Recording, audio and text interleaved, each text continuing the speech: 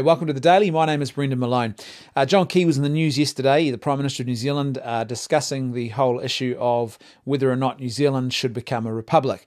He was asked about this issue because of the discussions that have been happening in Australia around this particular question. I found his response quite interesting. He said that he didn't support the idea. He didn't think there was a majority of public support for it. He said that he believed that he didn't even think that it would happen in his lifetime, and it's not something that he was going to be pushing for.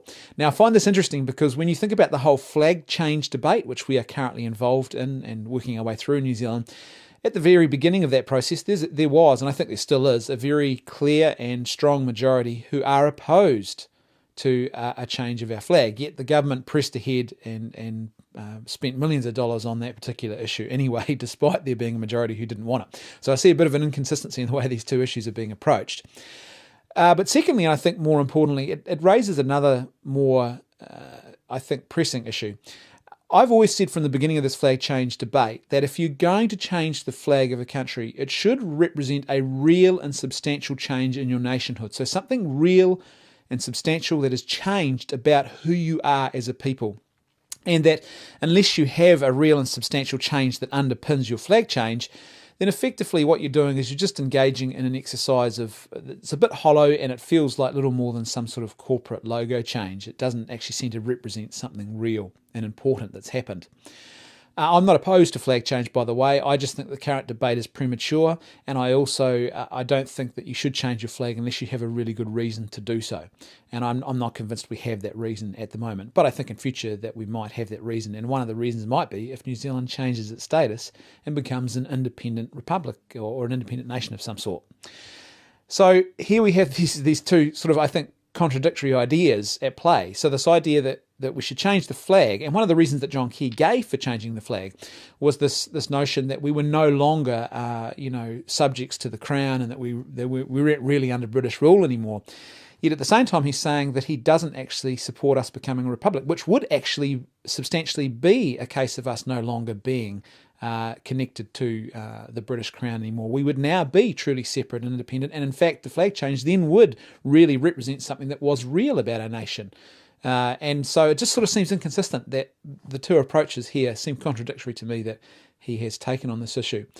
Another thing that he argued about the flag change was that he said that he thought it would bring about unification in a nation.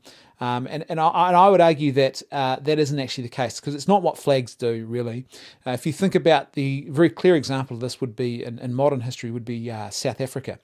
And in South Africa, it wasn't the flag that reunified them as a nation. In fact, there was a whole process, a very lengthy and long, and it really is still happening there, of amnesty and reconciliation panels and trials and all sorts of stuff to try and bring about substantial change there. And the flag change represented what was happening. It didn't actually bring it about. It wasn't the catalyst for that change and that reunification of a nation.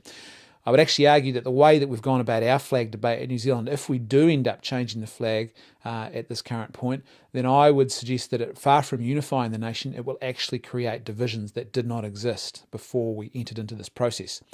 And I also think if you look at the example of South Africa, what you can clearly see there is that the flag change happens precisely because there is a very real and substantial change in their nationhood.